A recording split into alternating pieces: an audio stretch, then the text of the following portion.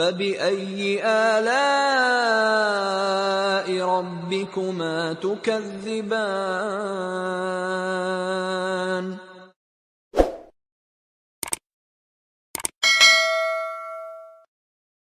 Bismillahirrahmanirrahim. Assalamualaikum warahmatullahi wabarakatuh. Innal hamdalillah nahmaduhu wa nasta'inuhu wa nastaghfiruh wa na'udzu billahi min shururi anfusina wa min sayyiati a'malina. May yahdihillahu fala mudilla lahu wa may yudlil fala hadiya lahu. Asyhadu an la ilaha illallah wahdahu la syarika lahu wa asyhadu anna Muhammadan 'abduhu wa rasuluh. Ya ayyuhalladzina amanu taqullaha haqqa tuqatih wa la tamutunna illa wa antum muslimun. Amma ba'du fa inna asdaqal haditsi kitabullah wa khairul huda Muhammadin sallallahu alaihi wa ala alihi wa sallam wa syarrul umuri muhdatsatuha fa inna kulla muhdatsatin bid'ah wa kulla bid'atin dhalalah wa kulla dhalalatin finnar. Ma'asyiral muslimin wal muslimat, jamaah salat maghrib di Masjid As-Sahabah radhiyallahu anhum hafizahumullah taala jami'an. Alhamdulillah, pada pertemuan kita malam hari ini Senin malam Selasa pekan kelima pada bulan Juli ini, tanggal 28 Juli 2025 masuk tanggal 4 Safar 1447 Hijriah, kita dapat kembali bertemu di masjid ini di Pematang Rebah Rengat, melanjutkan kajian rutin kita sekali dalam satu bulan pada Senin malam Selasa pekan keempat bulan Masehi. Bahasan kita di dalam kitab Fadlul Islam, yaitu keutamaan dari agama Islam, tulisan buah karya dari Syekhul Islam Muhammad bin Abdul Wahhab At-Tamimi rahimahullahu taala. Malam ini kita masuk ke bab yang kelima dari kitab yang kita bahas ini. Berkata Syekh Muhammad bin Abdul Wahhab At-Tamimi rahimahullahu taala, bab wujubul istighna bimutaba'atihi sallallahu alaihi wasallam an kulli ma siwahu. Bab ini mulai dari awal bab terus berkaitan dengan Islam, dan bab yang sebelumnya kita tidak boleh mencari selain agama Islam menjadi agama kita, maka itu akan ditolak oleh Allah Subhanahu wa taala apabila kita beragama selain agama Islam yang telah disampaikan oleh Rasulullah SAW sebagai nabi yang terakhir. Juga makna dari bab kita sebelumnya, fala yuqbala minhu, tidak akan diterima amalan seorang hamba yang Islam, yang muslim, apabila tidak mengikuti Rasulullah Shallallahu Alaihi Wasallam di dalam urusan ibadah. Dan bab yang kita akan bahas malam ini sangat erat hubungannya juga dengan bab yang keempat sebelumnya yang telah kita sampaikan tadi secara singkat. Bab yang malam ini adalah wujub, yaitu wajibnya. Kata-kata wajib sebagaimana yang kita ketahui di dalam istilah ulama fikih, yaitu dikerjakan berpahala, ditinggalkan berdosa. Dikerjakan akan mendapatkan balasan baik dari Allah, ditinggalkan akan diazab, akan diberikan hukuman di dunia dan juga di akhirat. Maka wajib adalah sesuatu yang harus kita lakukan. Dan apa yang diwajibkan di dalam bahasan kelima ini yaitu wujubul istighna. Istighna ada tambahan huruf di awal alif, sin, dan ta. Huruf aslinya ada 3. Ghina. Ghina artinya yang kaya, yang maha kaya, yang berkecukupan. Berarti mana istighna adalah ya kita mengambil cukup apa yang kita ambil dan cukup yang kita ambil itu saja, yaitu bimutaba'atihi, yaitu mengikuti Rasulullah Shallallahu Alaihi Wasallam an kulli ma siwa, dan tidak mengikuti selain Rasulullah Shallallahu Alaihi Wasallam. Wujubul istighna, kita ulangi lagi, wajibnya hanya mengambil sunnah Nabi dalam urusan ibadah, dalam urusan berkaitan dengan balasan di hari akhirat yang mesti dilakukan di dunia. Tidak boleh kita mengambil selainnya, tidak boleh kita mencari selain yang telah dikatakan oleh Nabi, yang telah diamalkan oleh Nabi Shallallahu Alaihi Wasallam dalam urusan ibadah. Dan tidak selain Nabi, siapapun orangnya tidak boleh kita mengikutinya. Kalau kita kaitkan dengan judul kitab Fadlul Islam, keutamaan agama Islam, berarti agama Islam itu akan menjadi utama, menjadi sesuatu yang baik bagi setiap kita kaum muslimin dan muslimat apabila kita mencukupkan memahami Islam, mengamalkan Islam dengan mengikuti Rasulullah Sallallahu Alaihi Wasallam. Syekhul Islam Muhammad bin Abdul Wahab membawakan dalil kepada kita, 1 ayat Al-Quran, 2 hadis Nabi. Selalu kita memberikan penekanan di dalam masalah kitab yang kita baca. Bahkan saya banyak mengajar, memberikan kajian kitab Syekhul Islam Muhammad bin Abdul Wahab, bukan hanya kitab Fadlul Islam. Di antaranya kajian rutin saya di Masjid Abu Bakar di Air Molek, kitab Masail Jahiliyah juga karangan Syekhul Islam Muhammad bin Abdul Wahab, perkara-perkara jahiliyah yang perlu diketahui oleh setiap kita agar kita menghindarinya. Di beberapa majelis saya mengisi kajian di Pekanbaru juga ada kitab Al-Usulus Salasah, 3 landasan utama dalam memahami agama, mengenal Allah, mengenal Nabi, dan mengenal agama Islam dengan dalil dari Al-Quran dan Sunnah. Kitab yang lain juga saya bahas, kajian rutin saya di Perawang, Masjid Hasanah, yaitu Kitab Tauhid berkaitan dengan akidah. Yang paling lama saya ngisi kajian itu Kitab Tauhid sudah lebih 15 tahun di Perawang dan belum selesai. Ada 66 bab, baru sampai 60 bab Kitab Tauhid. Maksud saya adalah dari buku-buku yang kita pelajari, yang kita baca, buku Syekhul Islam. Mengapa kita mengatakan Syekhul Islam Muhammad bin Abdul Wahab? Karena beliau berhak untuk diberikan gelar tersebut, karena beliau adalah orang yang alim, orang yang betul-betul pakar di dalam ilmu agama, dalam tafsir, dalam sejarah, dalam hadis, dalam masalah fikih ibadah, ya, bahkan di dalam dakwah, bahkan di dalam jihad.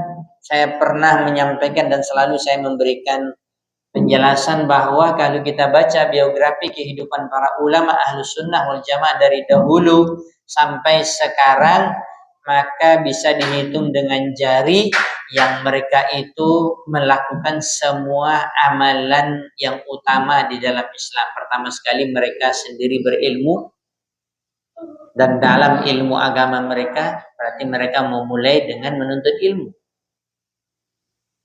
Kemudian juga mereka mengajarkan ilmu. Ada majelis-majelis ilmu mereka, kajian-kajian mereka, halaqah-halaqah ilmu mereka, membahas kitab-kitab para ulama. Kemudian juga mereka mengamalkan ilmu.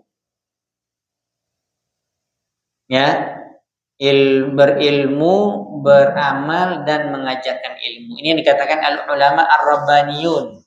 Mereka adalah ulama-ulama rabbani, dan itu juga yang difirmankan oleh Allah di dalam Al-Qur'an. Ya, di dalam surat Ali Imran bahwa Allah Subhanahu wa taala mengatakan, "Hendaklah kalian menjadi ar-rabbani." Kata para ulama tafsir, terkhusus orang yang mengajarkan ilmu, yurabbi an-nasa bi sigharil ilmi qabla kibarihi, mengajarkan manusia, mengajarkan kaum muslimin ilmu agama Islam yang dasar, yang mudah-mudah pertama sekali, yang kecil sebelum beralih kepada yang dalam dan lebih besar. Dan ini dilakukan oleh Syekhul Islam Muhammad bin Abdul Wahhab.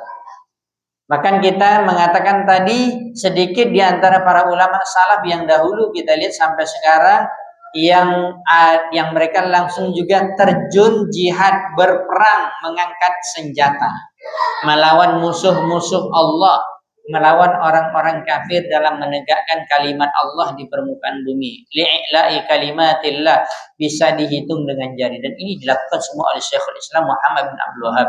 Di antaranya juga Syekhul Islam Ibnu Taimiyah rahimahumullah taala jami'an, para ulama kita, dan mereka telah meraih kesuksesan yang abadi. Mereka telah mendapatkan pahala tanpa batas dan tidak pernah terputus, karena mereka telah mengajarkan ilmu, mereka telah berjihad, mereka telah meletakkan fondasi di tengah masyarakat agar mereka memahami Islam dengan benar. Sehingga apa yang mereka lakukan itu diikuti oleh banyak kaum muslimin sampai sekarang dan menjadi pahala bagi mereka. Itulah yang diungkapkan oleh para ulama atau pepatah kita, kalau gajah meninggal dia akan ada gadingnya, meninggalkan gadingnya. Ya. Dan ada contoh-contoh yang lain juga dari binatang. Kalau meninggal dia akan meninggalkan sesuatu. Yang terbaik adalah para ulama yang mereka meninggalkan, mewariskan ilmu agama yang dipahami dan diamalkan oleh kaum muslimin, bahkan mungkin sampai hari kiamat, maka mereka mendapatkan pahala yang banyak dan tidak pernah terputus. Dan saya memberikan penekanan kembali lagi, kenapa saya ulang-ulang ini? Karena kita ingin membela Syekh Muhammad bin Abdul Wahhab. Beliau betul-betul ulama rabbani, betul-betul ulama yang betul pakar di dalam ilmu agama, bahkan menguasainya, bahkan berdakwah, berjihad, membantah orang-orang yang sesat, menyimpang dari jalan yang benar, bahkan juga terjun di medan pertempuran, jihad di jalan Allah yang sebenarnya.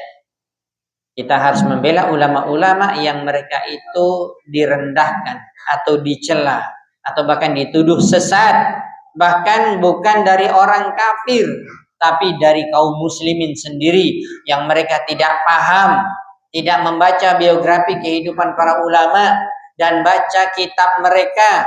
Dan salah satunya yang menunjukkan bahwa beliau benar adalah seorang yang alim dalam agama Islam, kita baca bukunya pasti tidak lepas dari dalil Al-Quran dan Sunnah. Ini ciri-ciri ulama. Ya, bukan omong kosong, bukan ceramah ngelantur sana sini, bukan nyampaikan Islam, cerita tentang dirinya, cerita tentang perjalanannya ke sana kemari, cerita tentang gurunya, keramat wali dan yang lainnya. Itu bukan masuk inti dalam ilmu agama. Ilmu agama itu sebagaimana dikatakan oleh Imam Syafi'i rahimahullah taala, al-ilmu qala Allah wa qala Rasul wa qala sahabat. Itulah hakikat ilmu Islam. Kalau kalian ingin mengetahui wahai kaum muslimin, apalagi kita di negeri kita ini mengatakan kita bermazhab Syafi'i, pahami perkataan Imam Syafi'i. Beliau mengatakan ilmu agama adalah perkataan Allah, berarti Al-Qur'an, dalil. Perkataan Rasul berarti hadis Nabi. Perkataan sahabat itulah kita dikatakan mengikuti pemahaman para sahabat. Inilah hakikat Islam yang sebenarnya. Dan semua para ulama yang telah kita sebutkan tadi, termasuk Syekhul Islam Muhammad bin Abdul Wahab, tidak keluar dari Al-Quran dan Sunnah dan pemahaman para sahabat. Lalu timbul pertanyaan di dalam masalah ini, mana kesesatan Syekh Muhammad bin Abdul Wahab? Mana Anda yang mengatakan ya gelar ini adalah gelar sesat, yaitu Wahabi? Mana buktinya? Hati-hati wahai kaum muslimin, lisan Anda berbicara, ya tulisan Anda menulis, semuanya akan dipertanggungjawabkan di akhirat. Apalagi kita menuduh ulama, apalagi ulama ini mereka ulama Rabbani, mereka berdakwah, mereka berjihad, mereka membela Islam, menegakkan kalimat tauhid, membela sunnah, lalu kita mengatakan Syekh Muhammad bin Abdul Wahab sesat. Pengikut-pengikutnya yang diistilahkan dengan pengikut Wahabi, apalagi tambah lagi Wahabi Salafi. Subhanallah, saya katakan melalui kajian ini, siapapun yang mendengarnya, hati-hati dengan lisan Anda. Hati-hati dengan tuduhan kepada para ulama. Kepada orang awam saja kita menuduh, nggak boleh, harus ada bukti. Di dalam kehidupan dunia saja kita kalau ada masalah dengan teman kita, kita tuduh dia melakukan ini dan itu, nanti diangkat ke pengadilan, dibawa di pengadilan, maka yang menuduh harus memberikan bukti. Mencuri, perampok, zina, ini segala macam, mana buktinya? Ini orang biasa. Bagaimana dengan para ulama yang kita baca biografi hidup mereka, habis umur mereka untuk menuntut ilmu, mengajarkan ilmu, berdakwah, berjihad. Lalu kita semena-mena, lalu kita latah, kata orang Melayu, mengambil berita dari orang enak saja, mengambil dan mengatakan Syekh Muhammad bin Abdul Wahab sesat. Pengikut-pengikutnya dikatakan Wahabi sesat. Mana? Ya, hati-hati wahai kaum muslimin. Segera Anda belajar agama itu dalil. Belajar agama itu dari dalil Al-Quran dan Sunnah. Maka dikatakan agama Islam itu adalah agama dalil, bukan agama menurut perasaan saya, bukan agama menurut orang tua saya, bukan agama menurut adat istiadat saya, bukan agama menurut nenek moyang saya sudah turun-temurun di kampung saya sudah seperti itu. Ini bukan agama. Agama Islam adalah agama dalil dari Al-Quran dan Sunnah. Makanya agama Islam itu cocok diamalkan di setiap zaman sampai hari akhirat, dan dimanapun berada di bumi Allah, tidak ada yang tidak cocok. Pemahaman inilah yang harus kita tanamkan wahai kaum muslimin dan muslimat, agar kita betul-betul memahami Islam itu dengan benar, agar apa yang kita bahas dari judul kitab ini Fadlul Islam, betul-betul kita merasa bahwa Islam itu adalah betul agama yang banyak sekali kebaikan dan utama. Keutamaan agama Islam itu banyak sekali. Apalagi saya sudah berikan penekanan tadi. Bagaimana kita misalnya kaliber Anda pun misalnya Ustadz, atau apalagi antum yang awam, bagaimana kita bisa memahami agama? Ada yang mengatakan bisa Ustadz dengan memahami dari Nabi. Nabi sudah meninggal, antum bukan sahabat. Ya, berarti apa yang beliau wariskan? Beliau wariskan adalah Al-Quran dan Sunnah.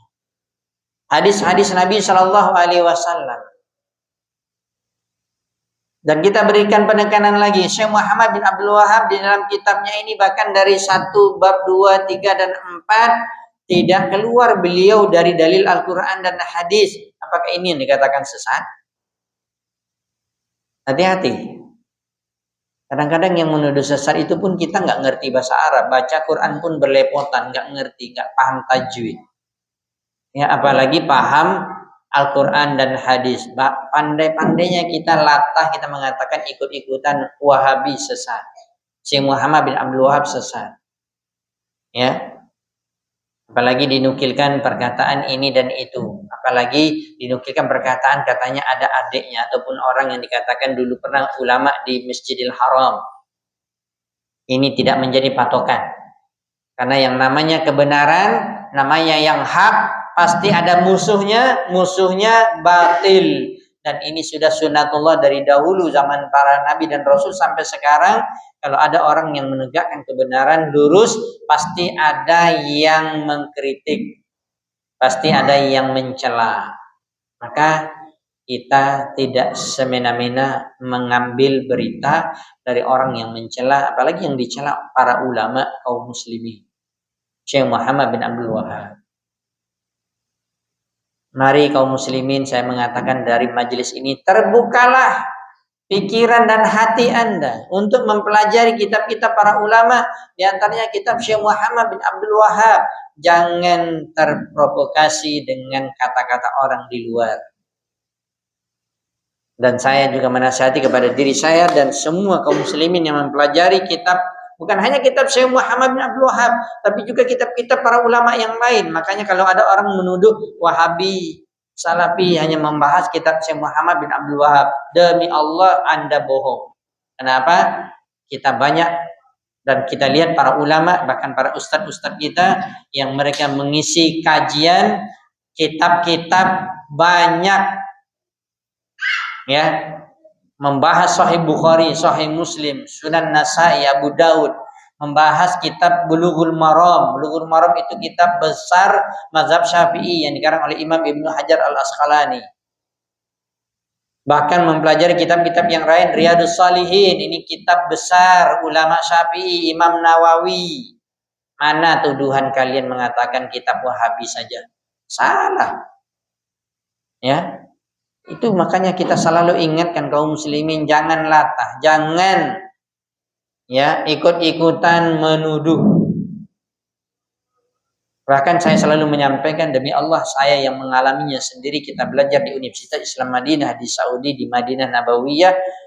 Ada fakultas syariah, fakultas hadis, fakultas Al-Quran, fakultas bahasa Arab, ada fakultas usuluddin dan dakwah. Semuanya pelajaran fikih. Setiap fakultas itu, apalagi fakultas syariah, dipelajari 4 mazhab tersebut. Dipelajari kitab-kitab ulama yang lain. Itu yang Anda tuduh bahwa Saudi itu Wahabi, hanya mazhab Hambali saja. Salah. Saya berbicara berani, kenapa? Saya kuliah di sana. Anda yang menuduh, misalnya mohon maaf, Anda tamatan dari Mesir, Anda nggak pernah ke Saudi dan tidak pernah duduk di kampus sana. Tidak semena-mena, tidak boleh Anda semena-mena menuduh. Dipelajari, bahkan kita mengatakan banyak ustaz-ustaz yang tamat fakultas syariah dari sana. Bahkan jangan jauh-jauh, di Jakarta, ada Lipia Jakarta, ada fakultas syariah. Tanyakan kepada orang-orang yang tamat S1 dari sana, apa yang dipelajari di dalam di kelas, di kampus. Mereka akan mengatakan mereka membahas semua fikih mazhab. Bahkan kita tidak diajarkan ta'assub. Misalnya satu permasalahan agama, ada khilaf 4, Abu Hanifah, Imam mazhab Hanafi, Imam Malik, mazhab Maliki, Imam Syafi'i, mazhab Syafi'i, Imam Ahmad, mazhab Hambali. Dikumpulkan pendapat mereka, dikasih dalil, dan dibuat kesimpulan, namanya tarjih. Kemudian kita diberikan kebebasan untuk memilih sesuai dengan pendalaman ilmu kita. Nggak ada kita dikatakan, kamu belajar di Saudi, kamu wajib jadi Hambali. Nggak ada. Demi Allah kita nggak pernah dengar itu. Ya. Yang anehnya kita belajar di Indonesia wajib Syafi'i, itu yang salah. Seharusnya kita belajar semua. Kan terbalik jadinya. Tuduhan kepada kita katanya hanya kitab Syekh Muhammad bin Abdul Wahab ternyata dusta, dan kita sudah sebutkan kenyataannya. Yang orang yang mengaku di sini, khusus misalnya di Indonesia, mengaku mereka adalah bermazhab Syafi'i, tapi hanya Syafi'i saja, tidak membahas kitab lain. Seharusnya mereka yang dikatakan, kenapa kamu hanya membahas kitab-kitab Syafi'i? Memangnya semuanya lain sesat? Ini yang kita kadang-kadang aneh. Ya, tuduhan-tuduhan di luar itu selalu tidak ada bukti. Maka saya kembali memberikan penekanan, mari kita mendengarkan penjelasan kitab dari Fadlul Islam ini, karangan Syekh Muhammad bin Abdul Wahab, menunjukkan beliau adalah seorang ulama yang mengajak kita kepada Al-Quran dan Sunnah, kepada hadis, bukan kepada kelompok, bukan kepada mazhab tertentu. Karena kita mengetahui bahwa seorang itu akan berada di jalan yang lurus ketika apa? Ketika berpegang teguh kepada Al-Quran dan Sunnah. Titik, itu dia. Bahkan antum, Anda selalu anjurkan. Tapi masalahnya kalau orang di luar mengatakan, kalian belajar pakai kitab ulama Wahabi pula kalian. Subhanallah. Saya selalu menganjurkan antum baca muqaddimah, pengantar sifat salat Nabi, yang sudah ada terjemahannya yang dikarang oleh Syekh Muhammad Nasruddin Albani.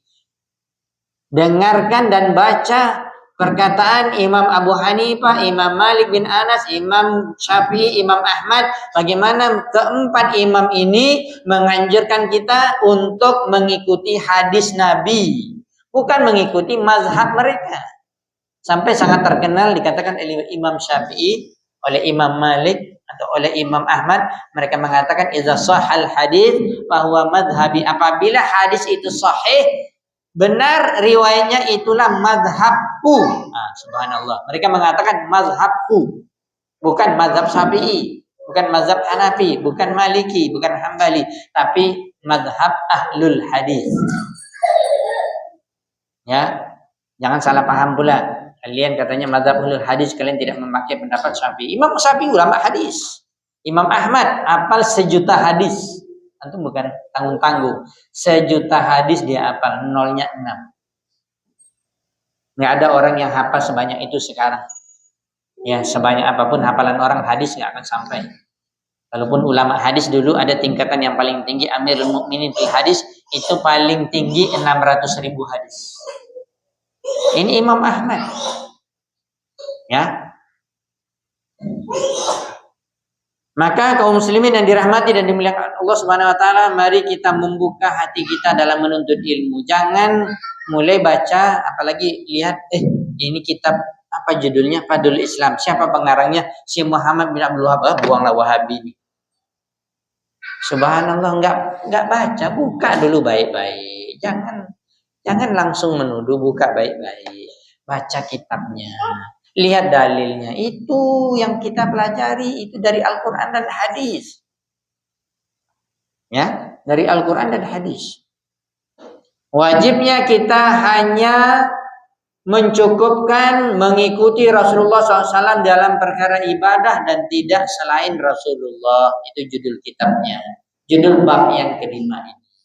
Dalil yang pertama adalah surat An-Nahl ayat 89. Ini potongan yang di tengah. Saya lihat tadi kesempurnaan ayatnya. Ayatnya itu secara lengkap adalah berbunyi ini. Surat An-Nahl ayat 89. Surat An-Nahl terletak di juz ke-14. Wa yawma nab'atsu bi kulli ummatin syahidan 'alaihim min anfusihim wa ji'na bika syahidan 'ala haula. Ini kan ayat yang pertama kita baca, masih satu ayat 89, baru masuk judul ini diambil setelahnya. Wa nazzalna 'alaikal kitaba tibyanan likulli syai'in. Diambil dalilnya yang ini saja. Kalau kesempurnaan ayatnya sudah saya bacakan tadi dari awal. Kemudian bahkan di akhirnya ada kesempurnaan ayatnya, wa hudan wa rahmatan wa busyra lil muslimin. Ini kesempurnaan ayatnya surat An-Nahl ayat 89. Kita bacakan artinya juga secara lengkap. Allah Subhanahu wa taala telah berfirman, "Wa yauma nab'atsu fi kulli ummatin syahidan." Kata Allah Subhanahu wa taala, Allah berfirman, dan ingatlah pada hari, yaitu pada hari kiamat, ketika kami bangkitkan pada setiap umat seorang saksi atas mereka min anfusihim, dari mereka sendiri. Wajihna bika syahidan ala haula. Jadi di sini setiap nabi akan bersaksi terhadap umat mereka masing-masing. Adapun nabi diberikan kekhususan karena nabi terakhir, dan agama Islam adalah untuk semua manusia, untuk semua jenis manusia, suku dan bangsa, maka dikatakan wajihna bika, berarti kepada nabi. Kata Allah SWT menyambung ayatnya, dan kami datangkan engkau wahai Muhammad menjadi saksi untuk semua mereka. Nabi Nuh akan menjadi saksi hanya untuk umatnya saja. Nabi Ibrahim hanya untuk umatnya saja. Sampai kepada Nabi Musa untuk umatnya saja, Bani Israel. Sampai kepada Nabi Isa untuk umatnya saja. Adapun Nabi SAW nanti di akhirat akan menjadi saksi untuk semua umat, semua manusia sampai hari ini. Itulah kelebihannya dari Rasulullah SAW, diutus terakhir, Nabi akhir zaman, yang tidak ada nabi lagi setelahnya. Kebenarannya mutlak, tidak ada lagi datang kebenaran setelah Nabi Muhammad SAW. Tidak ada orang yang boleh mengaku nabi dan membawa ajaran baru. Maka di sini sudah jelas kaum muslimin yang dirahmati dan dimuliakan Allah Subhanahu wa taala, dan kami turunkan kitab Al-Qur'an kepadamu wahai Muhammad untuk menjelaskan segala sesuatu. Itu dikatakan tibyanan likulli syai', sebagai apa? Hudan, sebagai petunjuk.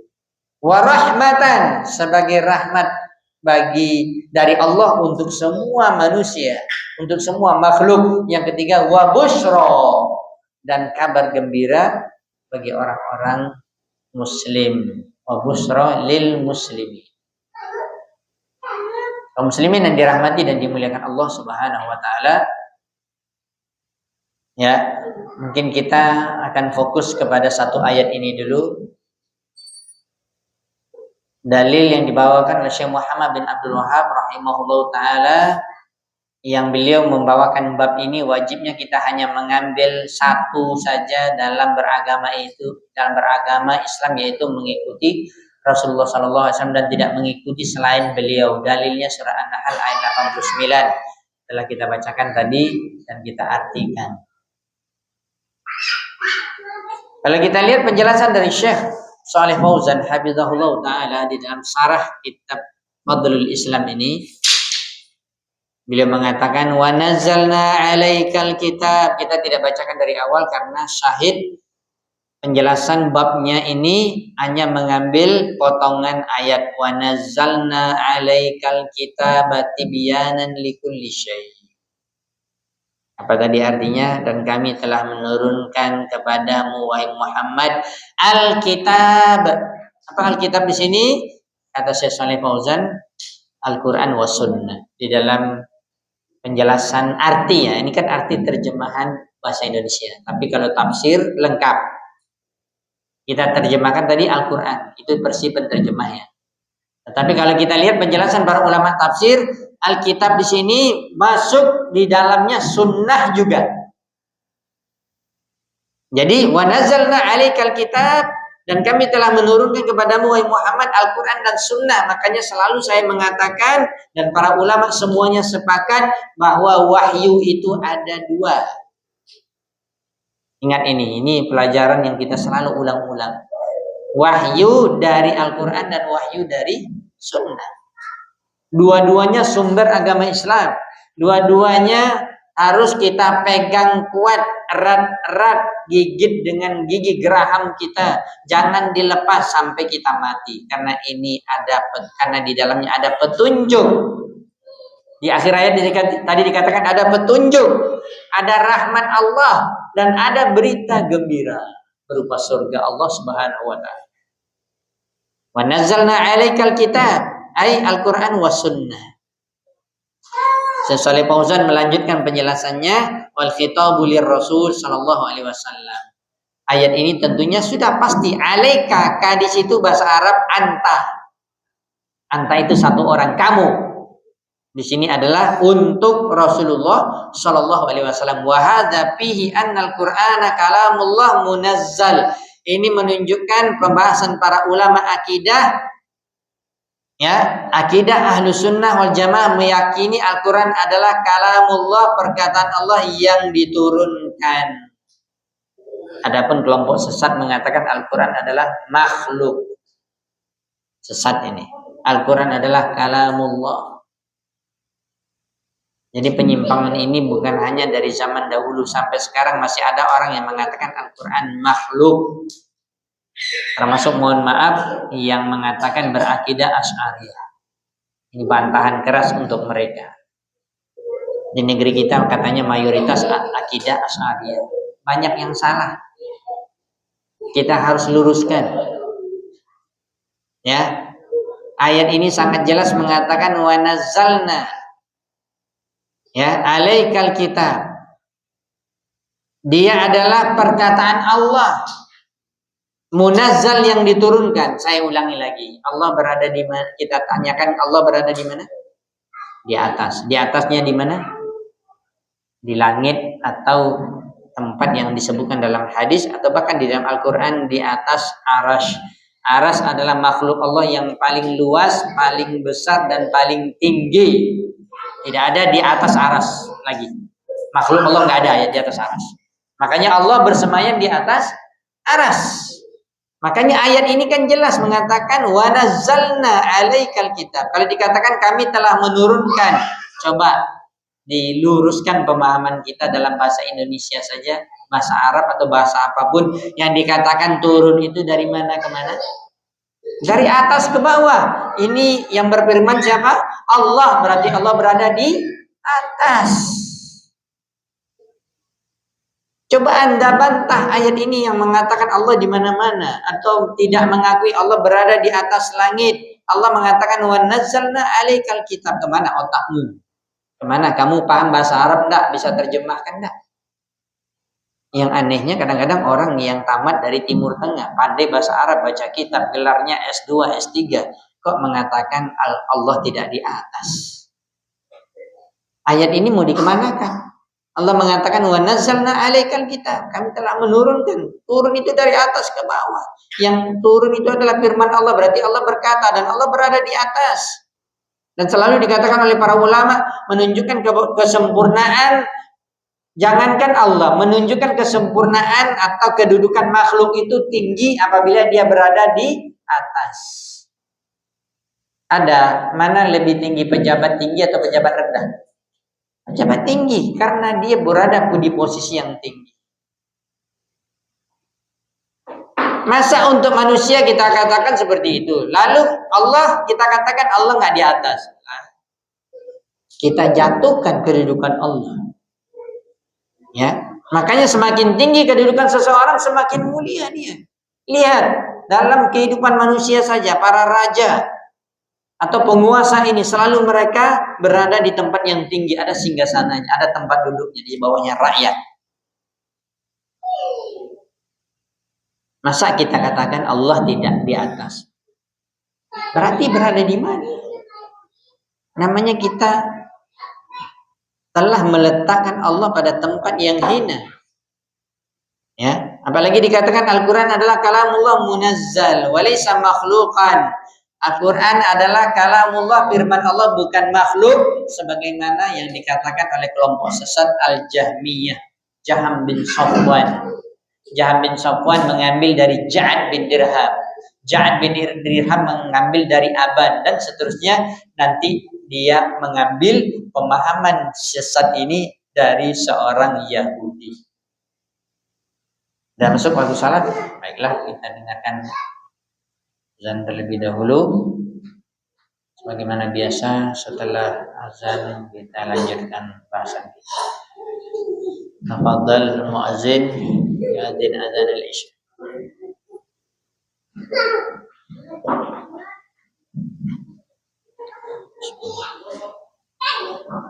Allahu akbar, Allahu akbar.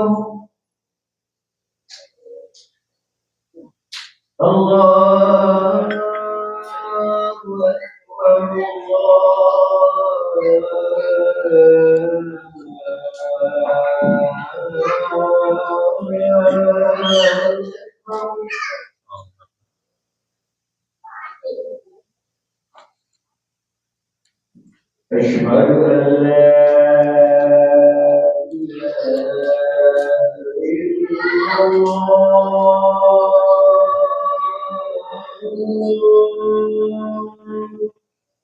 لا إله إلا الله أشهد أن لا إله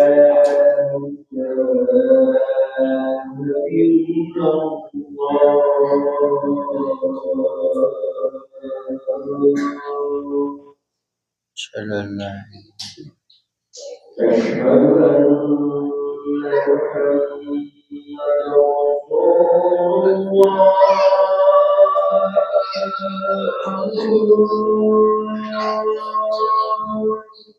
أشهد أن محمدا رسول الله أشهد أن محمدا رسول الله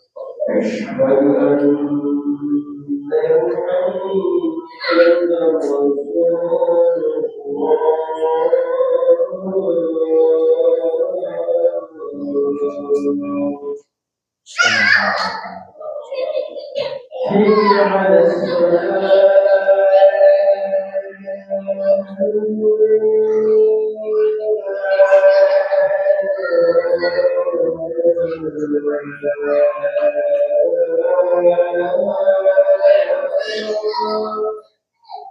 لا حول ولا حي على الصلاة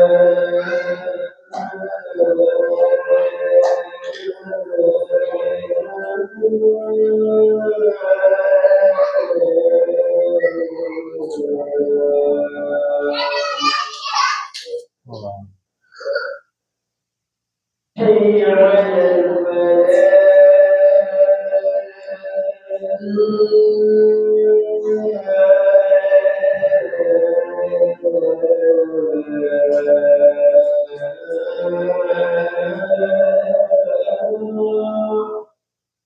ما حول حي على الفلاح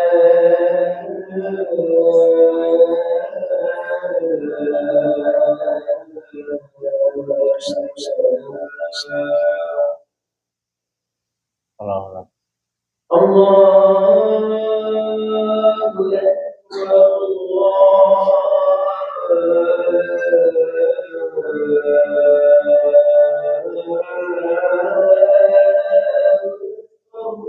الله أكبر لا إله إلا الله لا إله إلا الله اللهم رب هذه الدعوة التامة الصلاة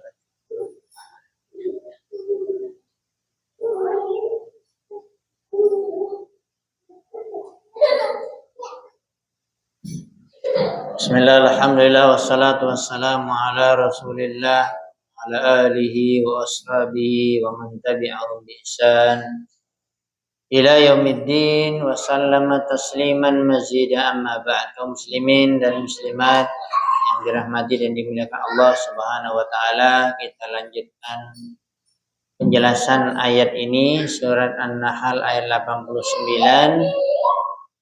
Allah Subhanahu wa taala telah berfirman dan menjelaskan kepada kita bahwa Al-Quran adalah kalamullah yang diturunkan dari Allah dan bukanlah makhluk sebagaimana kelompok Jahmiyah yang mengatakan Al-Quran adalah makhluk.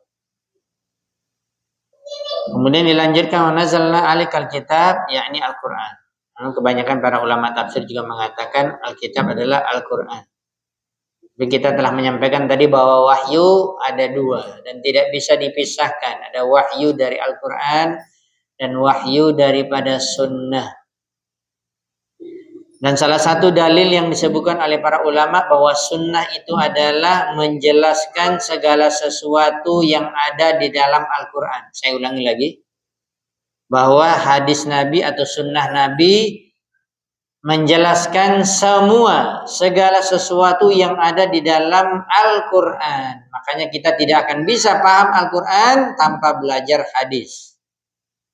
tanpa belajar sunnah Nabi. Dan itulah makna, perhatikan, wa nazzalna 'alaikal kitab. Ini potongan yang pertama. Wa nazzalna 'alaikal kitab. Kalau kita katakan kitab di sini ada Al-Qur'an. Yang setelahnya adalah sunnah, tibyanan likulli syai'. Dan menjelaskan segala sesuatu, itulah dikatakan sunnah. Dan inilah yang selalu dikatakan oleh para ulama kita bahwa Al-Qur'an itu hampir semuanya atau kebanyakannya sifatnya adalah global, umum. Adapun untuk mendapatkan rinci daripada ajaran Islam harus belajar sunnah. Di dalam salat, di dalam Al-Quran dikatakan aqimus shalah. Jadi sudah saya bacakan surah Al-Bayyinah. Wa yuqimus shalah. Bagaimana mereka mendirikan salat? Ada rincian salat di dalam Al-Quran sebelum istilahnya mulai menghadap kiblat, bertakbir, mengangkat tangan, mengucapkan Allahu Akbar, habis itu baca doa iftitah, baca Al-Fatihah, baca ayat, baca ruku seperti ini gerakannya, badan seperti ini, i'tidal seperti ini, sujud seperti ini, bacaan ini, nanti terakhir tahiyat akhir seperti ini, cara duduknya seperti ini, kemudian ucapkan salam kanan dan kiri. Ketemu kita dalam Al-Quran? Tidak. Nggak bisa kita mencari dalam Al-Quran karena sifatnya global. Makanya kita harus belajar sunnah. Itu dikatakan tibyanan likulli syai'. Bukan hanya perkara sholat, perkara haji begitu juga. Satu bahasan yang kata para ulama yang agak rinci dibahas di dalam Al-Quran yaitu ilmu waris atau faraid. Ilmu faraid ya, ilmu waris. Agak rinci di dalam surat An-Nisa. Selain dari itu semuanya umum. Salat tidak disebutkan secara rinci. Puasa juga. Walaupun ada ayat puasa ya ayyuhalladzina amanu kutiba alaikumusiyam kama kutiba alal ladzina min qablikum la'allakum tattaqun. Ada disebutkan tapi tidak ada rinci. Ada dipisah-pisahkan bagaimana sahur disebutkan dalam surat Al-Baqarah. Berbuka tidak disebutkan. Bagaimana Rasulullah SAW makan, apa yang disunnahkan di awal. Nah, kemudian ada salat tarawih, nggak ada di dalam Al-Quran. Ada di dalam hadis Nabi. Haji begitu juga. Di dalam surah Ali Imran dikatakan walillahi 'alan nasi hijjul baiti man istata'a ilaihi sabila. Wajib bagi orang yang mampu untuk melaksanakan ibadah haji. Ada rinciannya terpisah-pisah tapi itu nggak lengkap. Yang ada di dalam sunnah Nabi. Makanya Nabi SAW mengatakan tentang salat, sallu kama ra'aitumuni usalli. Salatlah kalian wahai kaum muslimin sebagaimana aku salat. Berarti apa? Mulai dari takbir sampai salam. Itulah yang kalau kita baca buku sifat salat Nabi, Syekh Muhammad Nasruddin Albani beliau mengatakan sifat salat Nabi dari takbir sampai salam. Itu judul buku. Lengkap hadis Nabi. Ya. Puasa begitu juga. Hadis Nabi. Tentang haji begitu juga. Nabi SAW mengatakan khudu anni manasikakum, ambil dariku cara manasik hajiku. Berarti mulai dari kita mau melaksanakan ibadah haji kita mandi dulu atau umroh kita mandi dulu. Habis itu kita pakaian ihram. Bagaimana kriteria pakaian ihram untuk laki-laki dan perempuan? Ada disebutkan dalam ayat Al-Quran? Enggak ada. Apa yang kita ucapkan ketika talbiyah? Enggak ada dalam Al-Quran. Bagaimana kita tahu, bagaimana caranya? Enggak ada dalam Al-Quran. Semua dalam sunnah Nabi. Ya, ini namanya khudu anni manasikakum. Lengkap. Ya, bahkan di dalam urusan akhlak pun, bahkan kita selalu menyampaikan ada seorang Yahudi yang datang kepada Salman Al-Farisi radhiyallahu taala anhu. Padahal Salman Al-Farisi ini kan dari Persia, Farisi. Kan dari Pasir Pengarayan, itu Al-Fasiri itu. Itu balik-balik nanti. Al-Fasiri dengan Al-Farisi lain. Kalau kamu orang Pasir Pengarayan boleh lah. Nama saya Muhammad Al-Fasiri, berarti dari Pasir Pengarayan. Kalau Al-Farisi dari Persia. Salman Al-Farisi ketika ditanyakan oleh orang Yahudi, apakah nabimu, apakah Muhammad mengajar kalian segala sesuatu sampai buang air, ada buang air, kata Salman Al-Farisi, iya. Begitulah kesempurnaan agama kami. Mengajarkan dari perkara yang paling tinggi tauhid dan perkara yang paling rendah cebok dan bagaimana cara cebok. Ya, jangan seperti orang supir bus mana terasa mau pipis tembak bannya pula ditembak. Udah tuh nggak ada cebok lagi. Sementara Nabi SAW mengatakan, ya, la yu'azzaban. Ada orang yang masuk ke dalam kubur sebelum di akhirat ini dia diazab di alam kuburnya karena pertama sekali la yastatiruna minal baul, tidak cebok. Tidak cebok ketika buang air kecil.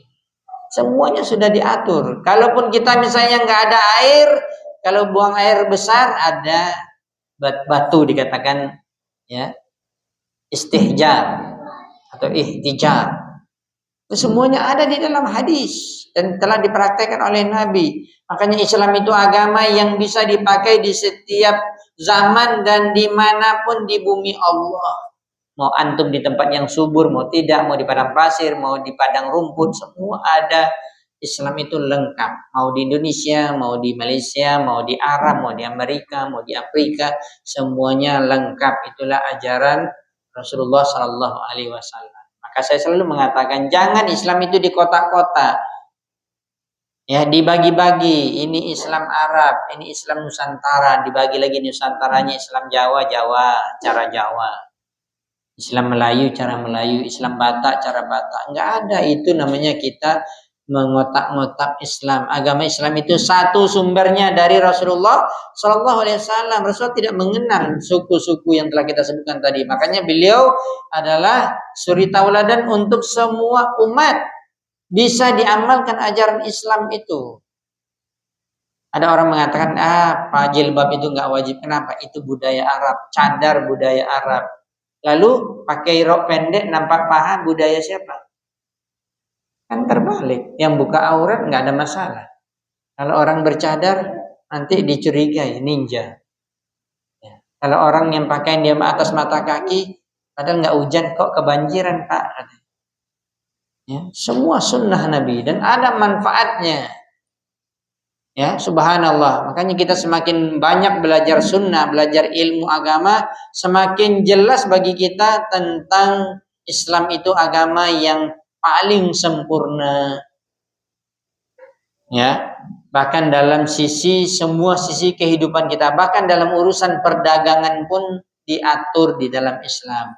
Bahkan kita mengatakan dalam urusan bernegara pun kalau Anda menjadi pemimpin, mau presiden, mau raja, mau gubernur atau siapapun, semuanya diatur di dalam siasah syar'iyah.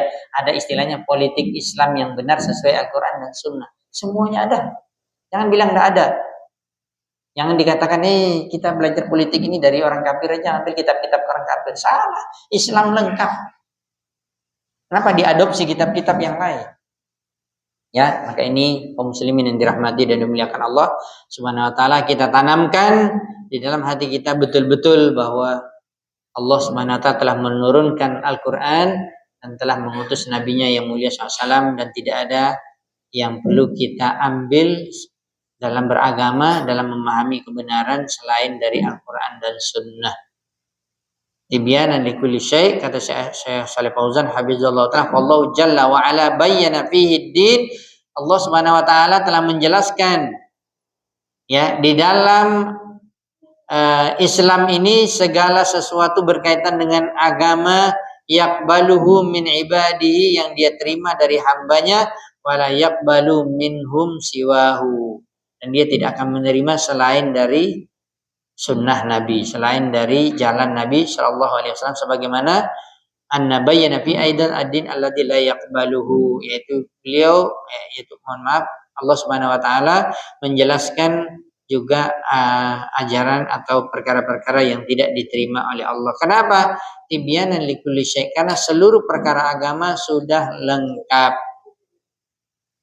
Dan apa tadi faedahnya? Ada 3. Ketika seorang berpegang teguh kepada Al-Quran dan Sunnah dan tidak mengambil selain itu, selain dari keduanya, maka dia akan mendapatkan hudan, petunjuk Allah. Maka jangan mengatakan, kami kelompok kami yang mendapatkan petunjuk. Mana buktinya? Kalian mengikuti Al-Quran dan Sunnah atau mengikuti guru kalian? Kalau kalian mengikuti guru kalian yang menyelisih Al-Quran dan Sunnah, kalian tidak akan dapat petunjuk. Yang dapat petunjuk hudan adalah yang disebutkan dalam ayat ini. Kemudian wa rahmatan lil mu'minin, akan mendapatkan kasih sayang Allah, rahmat Allah Subhanahu wa taala. Ya, kemudian yang terakhir adalah wa busra, mendapatkan berita gembira dari Allah di dunia berupa hayatan thayyibah, kehidupan yang baik di surga, dan di akhirat berupa surga Allah Subhanahu wa taala. Adapun orang yang tidak beriman, falaysa huwa rahmatun lahum. Adapun orang yang tidak beriman, ya, maka mereka tidak akan mendapatkan rahmat dari Allah. Bahkan ini akan menjadi hujah atas mereka. Kaum muslimin yang dirahmati dan dimuliakan Allah Subhanahu wa taala, coba kita dengarkan beberapa penjelasan dari tafsir para ulama menjelaskan atau menafsirkan surat An-Nahl ayat 89. Ada pendekar nampaknya depan. Ya.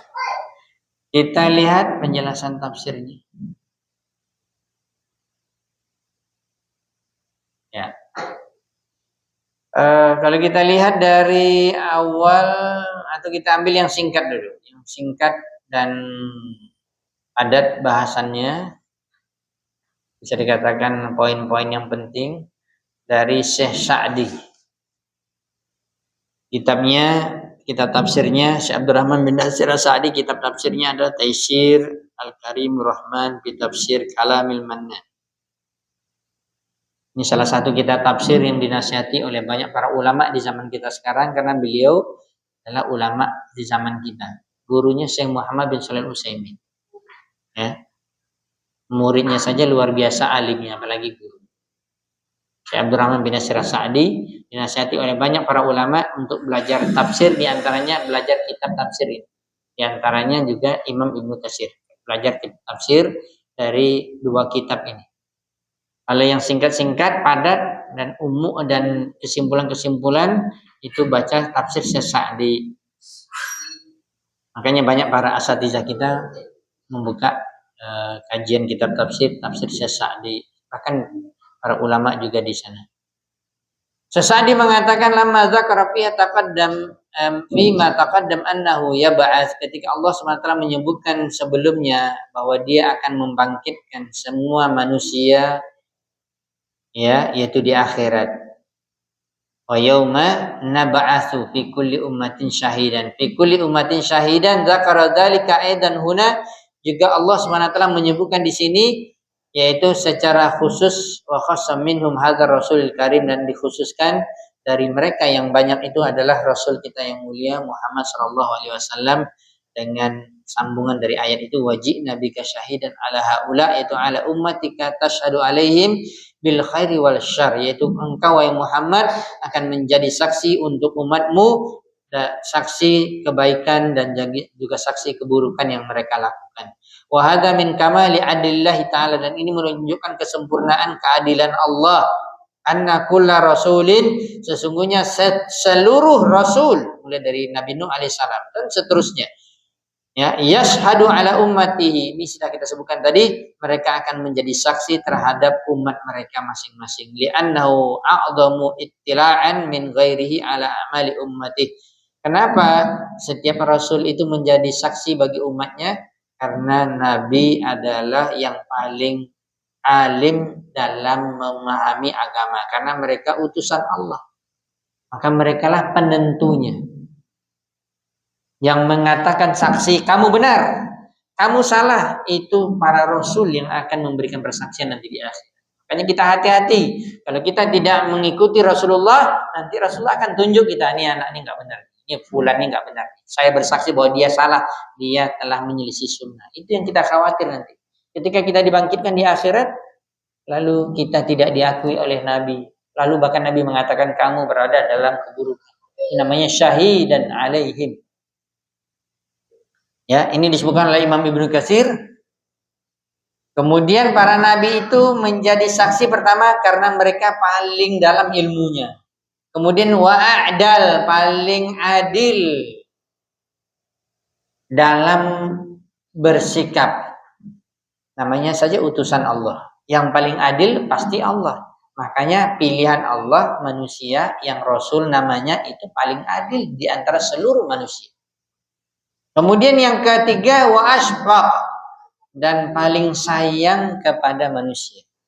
Masya Allah, ini salah satu sifat Rasul, terkhusus Nabi kita yang mulia Shallallahu Alaihi Wasallam, disebutkan oleh Allah di akhir surat At-Taubah.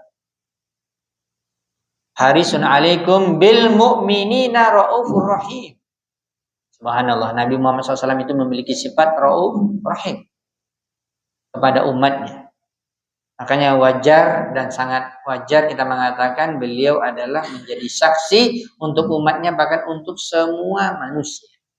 Kemudian yang dijelaskan di sini, wa nazzalna 'alaikal kitaba tibyanan likulli syai'. Ini ayat tadi yang dibawakan Syekh Muhammad bin Abdul Wahhab di dalil yang pertama dalam bab ini, bab kelima ini dalam kitab Fadlul Islam. Dia mengatakan fi usuluddin wa furu'ihi. Segala sesuatu itu apa maksudnya? Segala sesuatu itu maksudnya pertama sekali usuluddin, perkara yang paling tinggi akidah. Usul namanya saja pondasi. Kemudian furu', cabang, itu yang dikatakan ilmu fikih. Salat, puasa, haji, umroh, ya, ibadah-ibadah yang lain selain tauhid itu namanya furu'. Sudah lengkap, sudah dijelaskan oleh Allah secara umum dan telah diberikan rincian oleh Nabi di dalam sunnahnya.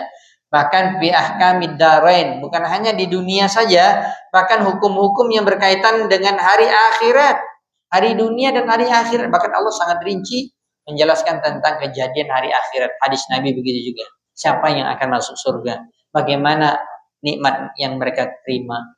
Dan apa tingkatan-tingkatannya? Dan di mana mereka berada? Dan begitu juga orang yang kafir, orang yang ingkar, orang yang tidak taat, yang tidak mengikuti utusan Allah, tidak mengikuti Rasulullah SAW, di mana tempat mereka? Di neraka. Bagaimana azab mereka? Semuanya lengkap. Wa kullu ma yahtaju ilaihi al-ibad, dan seluruh apa yang dibutuhkan oleh seorang hamba atau oleh semua hamba sudah dijelaskan bahwa mubayyanun fi atamma tabyin, dan Al-Qur'an telah menjelaskan dan juga Nabi SAW telah menjelaskan dengan sempurna bi alfazin wadihah, dengan ucapan kata-kata yang jelas bukan samar-samar, wa ma'anin jaliyah, dan makna yang tinggi, ya, hatta innahu ta'ala yusni fihil umur al-kibar, sampai Allah SWT sendiri memuji, ya, perkataan Nabi SAW atau apa yang ada pada Nabi itu perkara-perkara yang besar atau perkara yang berada dalam Islam, perkara-perkara yang besar, alladzi yahtajul qalbu limururiha, bahkan bagaimana hati kita, ya, supaya sehat, supaya hati kita ini bersih pada setiap saat dan setiap waktu.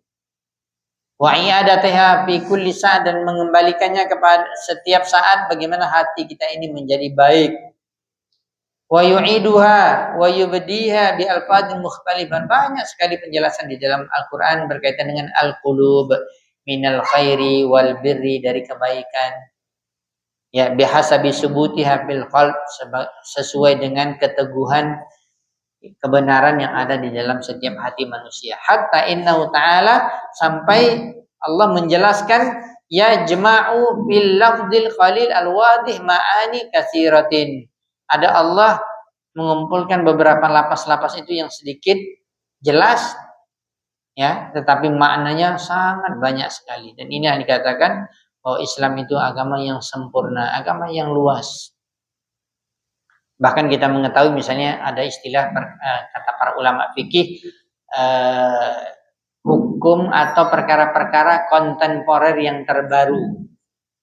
Ya, apakah kita bisa mengetahui hukumnya?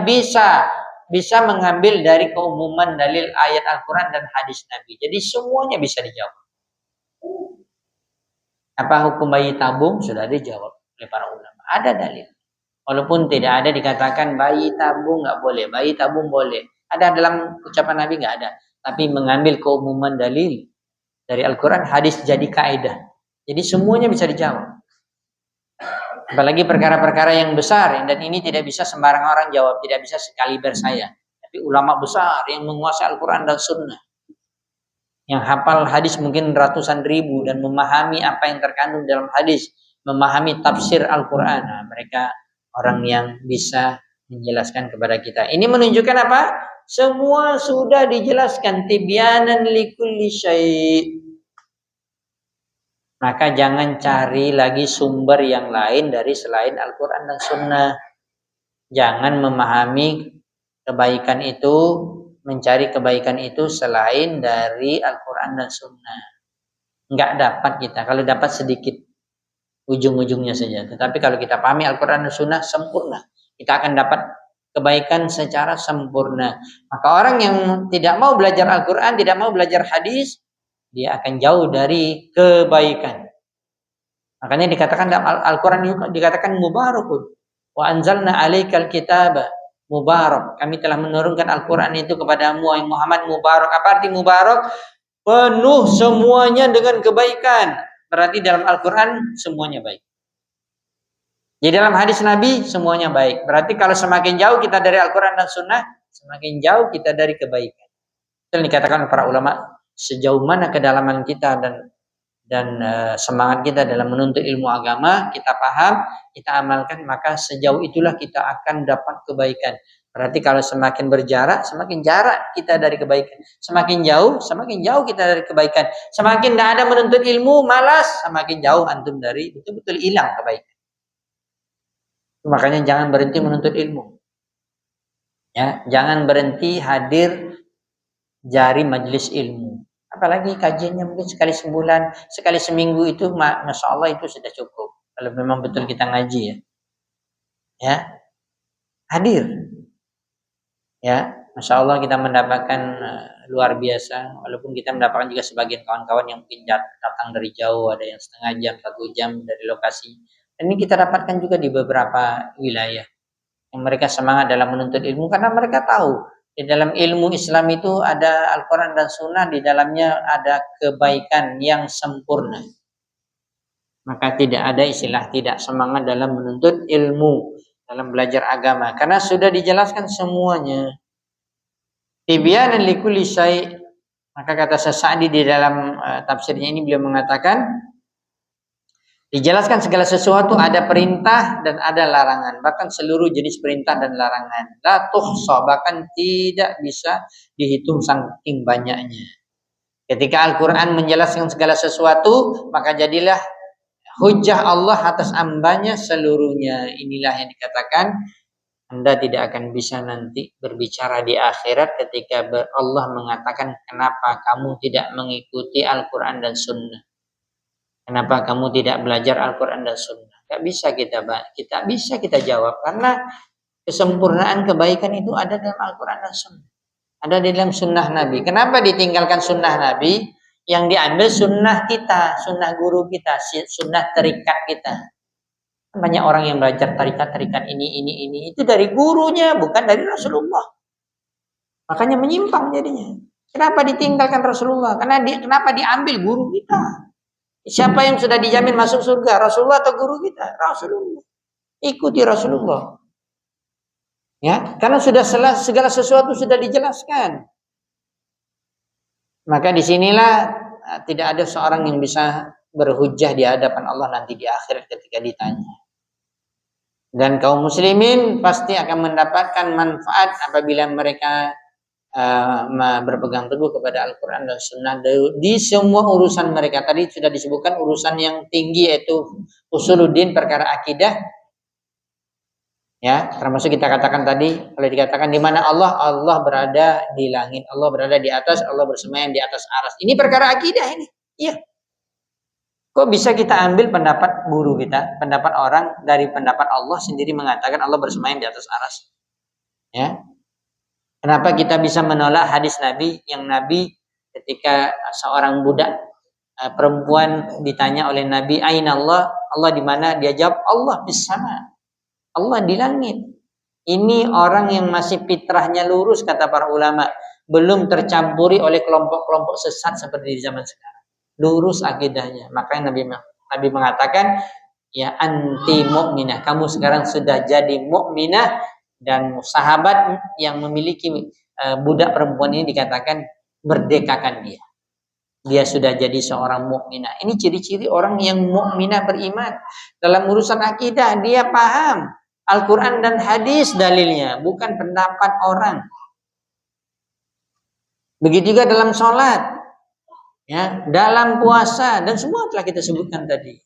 Belajar kita akan mengerti, ya, bahwa disitulah kebaikannya. Kemudian beliau mengatakan, Sa'di mengatakan, fasarahu dan lahum, jadilah orang yang tadi itu dia mendapatkan hidayah Allah, yahtaduna bihi ila amri dini, mereka akan menjadikan ini sebagai hidayah petunjuk dalam urusan agama mereka, bahkan wa dunyahum, dalam urusan dunia mereka. Ini menunjukkan bahwa agama itu tidak boleh dipisahkan. Berarti sebagian orang, ini termasuk pemahaman liberal, mereka mengatakan dunia, akhirat harus dipisahkan. Salah. Dunia itu tidak boleh lepas daripada urusan agama, urusan akhirat. Karena dunia ini akan nanti ada perhitungannya di hari akhir. Maka nggak bisa dipisahkan. Kenapa? Ini kan subhat-subhat dari orang liberal. Termasuk mungkin banyak di negeri kaum muslimin yang mereka tidak mau berhukum dengan hukum Allah, tidak mau berhukum dengan Al-Quran, tapi berhukum dengan hukum orang-orang kafir. Dia pelajari fakultas hukum, lalu mengambil hukum dari orang barat, lalu mengambil hukum kalau di Indonesia dari orang Belanda. Bodoh kita dijajah 300 tahun, tapi kita mengambil hukum Belanda, kan bodoh gitu. Tidak mau mengambil hukum Al-Quran. Yang itu yang dikatakan tadi. Bagaimana bisa menjadi petunjuk? Dalam urusan dunia juga ada petunjuk Allah ketika kita berpegang teguh kepada Al-Quran dan Sunnah. Kedua, warahmatan. Rahmat yang akan mereka peroleh bentuk kebaikan dunia dan akhirat. Ya. Huda mana lahu bi min ilmin nabi wa amalin salih. Termasuk juga petunjuk Allah ketika seorang itu mendapatkan ilmu yang bermanfaat dan dia mengamalkannya. Ya. Kaum muslimin yang dirahmati dan dimuliakan Allah Subhanahu wa taala, penjelasan dari Syekh Sa'di juga mengatakan termasuk rahmat Allah adalah mendapatkan pahala di dunia dan di akhirat, mendapatkan ketenangan hati, mendapatkan ketenangan jiwa, ya, mendapatkan kesempurnaan akal dengan kita dibimbing oleh Al-Quran dan Sunnah. Bukan Al-Quran dan Sunnah dipreteli menurut akal. Terbalik, akal kita yang harus dibimbing oleh Al-Quran dan Sunnah. Kenapa? Akal kita terbatas. Sementara Al-Quran adalah kalamullah, perkataan Allah. Ilmu Allah itu dalam. Nabi itu membawa kebaikan, rahmatan lil alamin. Kenapa kita masih ragu berpegang teguh kepada Al-Quran dan Sunnah? Ya. Kemudian juga disebutkan wala yatimmu illa bitarbiyatihi ala ma'ani allati hiya ajalil ma'an. Tidak akan sempurna kecuali seorang itu dia terdidik di dalam memahami Al-Quran dan Sunnah. Begitu juga beramal yang mulia, berakhlak yang mulia, bahkan rezeki kita pun ada di dalam ketakwaan.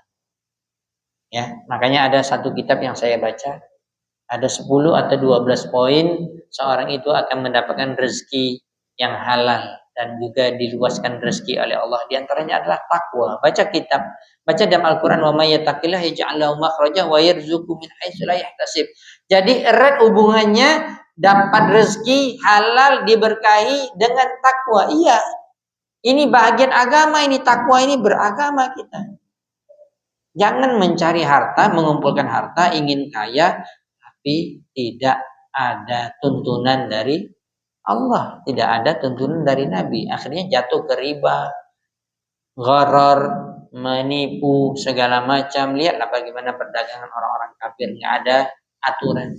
Kita orang Islam, sempurna agama kita. Maka ini wajib kita pelajari.